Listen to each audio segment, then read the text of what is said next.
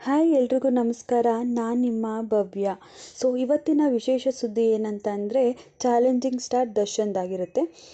Challenging star Darshan Thoogudeep ಅವರು ರೇಣುಕಾ ಸ್ವಾಮಿ ಅವರ ಮನೆಗೆ ಪರಿಹಾರವನ್ನು ಕೊಡಬೇಕೆನ್ನುವುದು ಕೆಲವರು ಜನರ ಅಭಿಪ್ರಾಯ.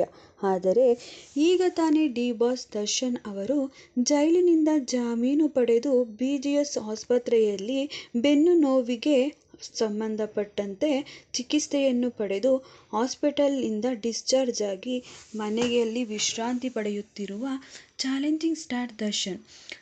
ಅವರು ಕರ್ನಾಟಕದಲ್ಲಿ ಬಹುದೊಡ್ಡ ಅಭಿಮಾನಿ ಬಳಗವನ್ನೇ ಹೊಂದಿರುವ ದರ್ಶನ್ ಅವರು ಆದಷ್ಟು ಬೇಗ ಗುಣಮುಖರಾಗಲಿ ಎಂದು ಸಾಕಷ್ಟು ಅಭಿಮಾನಿಗಳು ದೇವರಲ್ಲಿ ಹರಕೆ ಸಲ್ಲಿಸಿ ಆದಷ್ಟು ಬೇಗ ಡಿ ಬಾಸ್ ಅವರು ಮತ್ತೆ ಫಿಲಂ ಇಂಡಸ್ಟ್ರಿಯಲ್ಲಿ ಮತ್ತೆ ಬಹುದೊಡ್ಡ ಚಿತ್ರ ಕೊಡಬೇಕೆನ್ನುವುದು ಕೋಟ್ಯಾಂತರ ಅಭಿಮಾನಿಗಳ ಹಾರೈಕೆಯಾಗಿದೆ.